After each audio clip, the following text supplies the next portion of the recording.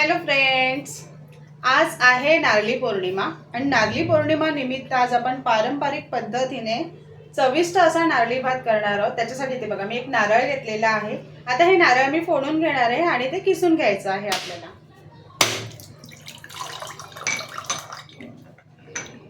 नारळ फोडून घेतलंय। आता काय करायचं आपल्याला हे किसून घ्यायचे। इथे माझ्याकडे किसणी आहे, त्याने मी असं किसून घेणार आहे।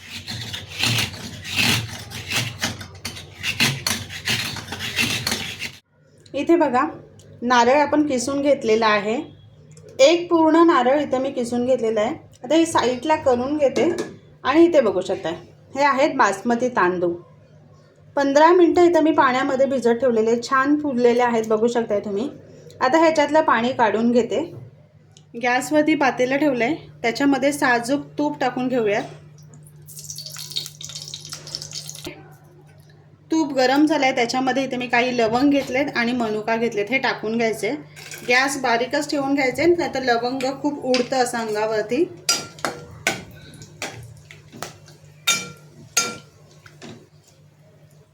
आता ह्या स्टेजला नाही ते आपण तांदूळ जे भिजत ठेवलेले त्याच्यातलं पाणी काढून घेतले ते टाकून घ्यायचे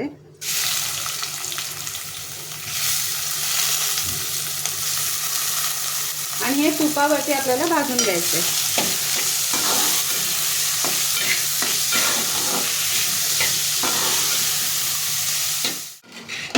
खमंग असे तांदूळ आपले तुपावरती भाजून झालेले आहेत। मनुका जे टाकलेत ना, मनुका नाही, लवंग जे आपण त्याच्यात टाकलेत ना, त्याचा सुद्धा खमंग छान सुटलेला आहे। तांदूळ छान भाजून झाले की आपल्याला काय करायचंय, किसून घेतलेलं खोबरं आहे ते टाकून घ्यायचंय। प्रत्येकाची नारळी भात करण्याची पद्धत खूप वेगवेगळी आहे, तर मी ह्या पद्धतीने बनवते, खूप छान आणि टेस्टी लागतं। आता हे पुन्हा ह्याच्यामध्ये भाजून घ्यायचंय। एक 2 ते 3 मिनिटं आपल्याला हे भाजून घ्यायचं। ह्याच्यामध्ये नारळाची जी टेस्ट आहे ना ती खूप छान उतरते तांदळामध्ये। इथे बघा पूर्ण आता आपला कोरडं झालेला आहे। 2 मिनिटं फक्त आपण भाजून घेऊयात। ते तांदूळ आणि नारळ जे आपण टाकलेलं आहे ते छान भाजून तुपावरती झालेले आहे। आता आपल्याला त्याच्यामध्ये पाणी टाकायचे। पाणी मी गरम करून टाकणार आहे, पण पाण्याचं प्रमाण कसं ठेवायचंय, 1 वाटी तांदूळ असेल तर त्याला 2 वाटी पाणी टाकायचे। इथे मी 4 वाटी तांदूळ घेतलेले आहे, तर त्यानुसार मी 8 वाटी पाणी टाकणार आहे। जेवढं तुम्ही तांदूळ घेतला त्याच्या सेम प्रमाणामध्ये आपल्याला पाणी टाकायचे। आता ह्याच्यामध्ये गरम पाणी टाकून घेते।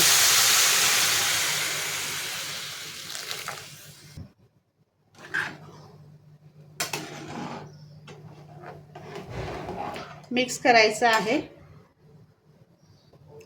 झाकण ठेवून 70% इथे आपल्याला तांदूळ शिजून घ्यायचे। इथे बघा तांदूळ आपले 70% शिजलेले आहेत। खूप मस्त आणि छान फुललेले सुद्धा आहेत। इथे बघा दिसते, पूर्ण एकदम मॅश होत नाहीये, म्हणजे 70% आपले तांदूळ शिजलेले आहेत। आता ह्याच्यामध्ये ना मी गूळ टाकून घेते। तुम्ही साखर सुद्धा टाकू शकताय, पण इथे मी गुळातला करणार आहे। आता इथे तुम्हाला कसं गोड आवडतं, की जास्त गोड कमी गोड त्यानुसार तुम्ही गूळ टाका। पण इथे मी 4 वाटी मी इथे तांदूळ घेतलेला आहे, तर इथे मी 3 वाटी इथे मी गूळ टाकून घेते। तुम्हाला जास्त गोड आवडत असेल तर तुम्ही गूळ वाढवू शकताय, किंवा कमी हवे असेल तर कमी सुद्धा करू शकताय। आता हे ह्याच्यामध्ये मिक्स करून घेते। गरम गरम असतानाच टाकायचं आहे।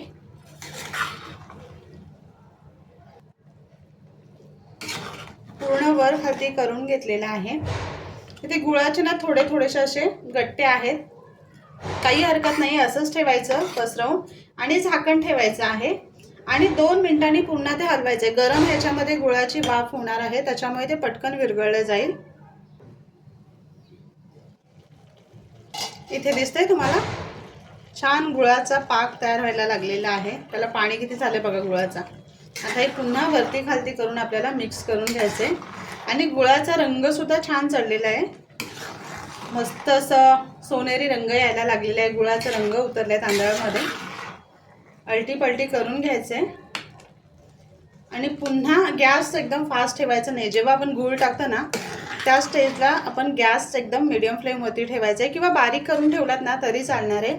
पण तांदूळ आपले 70% शिजलेले असतात, त्याच्यामुळे काय त्याला जास्त वेळ लागणार नाही आहे शिजण्यासाठी आणि गूळ वितळण्यासाठी. तर पुन्हा झाकण ठेवायचं आणि पुन्हा 3-4 मिनटं आपल्याला असं शिजून द्यायचे. त्याच्यामध्ये ना मी केशर टाकून घेते. खरं तर केशर आपण जेव्हा तांदूळ शिजायला ठेवतो ना तेव्हाच टाकायचे असतात. माझ्यानं टाकायचं राहून गेले, काही हरकत नाही आहे. आपण वरतून टाकूयात आणि मिक्स करायचे.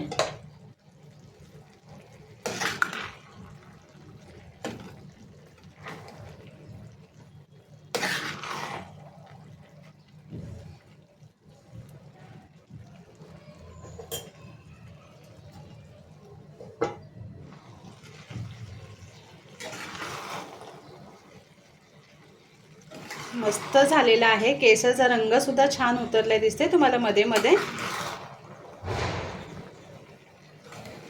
फक्त 2 ते 3 मिनिटं लागणार आहेत. इथे बघा मस्त रंग आलाय केशरचा. आणि इथे आपला नारळी भात तयार झालेला आहे. फक्त हे थोडं सुकं करून घ्यायचंय, जास्त हलवायचं नाहीये, नाही तर तांदूळ तुटतील. हलक्या हाताने एकदम करायचं आहे आणि झाकण ठेवून फायनल स्टेजला ठेवून द्यायचंय. फायनली इथे नारळी भात आपला तयार झालेला आहे. मस्त केशरचा रंग बघा छान आलेला आहे. तांदूळ सुद्धा आपले किती मस्त, भात आपला सुटसुटीत झालेला आहे. आता हे आपण ना काढून घेऊयात एका प्लेटमध्ये. दिसतंय किती मस्त झालेला आहे नारळी भात. छान असा नक्की बनवा आणि सांगा कसं वाटलं ते. आणि असेच आपले नवनवीन व्हिडिओ बघण्यासाठी व्हिडिओला लाईक करा, शेअर करा आणि सबस्क्राईब करा. चला तर भेटूयात आपण पुढच्या व्हिडिओमध्ये.